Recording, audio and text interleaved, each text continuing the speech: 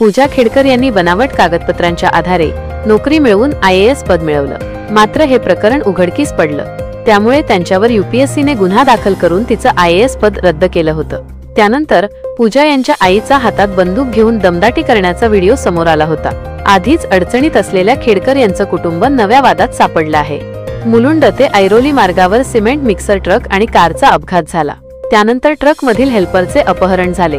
धक्कादायक बाब म्हणजे हा हेल्पर पूजा खेडकर यांच्या पुण्यातील घरी आढळला। नवी मुंबई पोलिसांनी या हेल्परची आज खेडकरांच्या घरातून सुटका केली आहे। मिळालेल्या माहितीनुसार शनिवारी सायंकाळी 7:15च्या सुमारास मुलुंड ते ऐरोली मार्गावर एक अपघात झाला। सिमेंट मिक्सर ट्रक आणि MH12 RP 5000 नंबरची कार एकमेकांना घासली। त्यावेळी ट्रकमध्ये चालक आणि हेल्पर होता, तर कारमध्ये दोघे होते। अपघातानंतर त्यांचे एकमेकांशी भांडण झालं। त्यावेळी ट्रकचा हेल्पर प्रल्हाद कुमारला या दोघांनी जबरदस्तीने कारमध्ये बसवले आणि ट्रक आमच्या मागे घे असं सांगितलं, पण काही अंतर पुढे गेल्यावर कार नजरेआड झाली। चालक चंदकुमार चव्हाणने मालक विलास ढेंगरेला घडल्या प्रकाराबाबत कळवलं। मालक ढेंगरेंनी नवी मुंबईमधील रबाळे पोलीस ठाण्यात अपहरणाचा गुन्हा दाखल केला।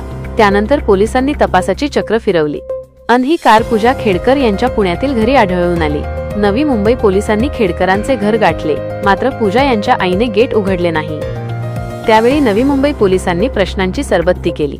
त्यावेळी खेडकरांच्या घरातून ट्रक हेल्पर प्रल्हाद कुमारची सुटका झाली। मात्र तो खेडकरांच्या घरात कसा पोहोचला? ज्या गाडीतून चालकाला पुण्यात आणलं गेलं, ती गाडी खेडकर कुटुंबाकडे कशी काय आली? यात खेडकर कुटुंबाचा नेमका काय संबंध आहे, याचा तपास नवी मुंबई पोलीस करत आहेत। या तपासातून खेडकर कुटुंबाचा या अपहरण प्रकरणाशी नेमका काय संबंध आहे हे समोर येणार आहे। आधीच खेडकर कुटुंबाचे अनेक कारनामे चर्चेत आहेत। अशातच या अपहरण प्रकरणामुळे त्यांच्या अडचणीत आणखी वाढ झालेली आहे।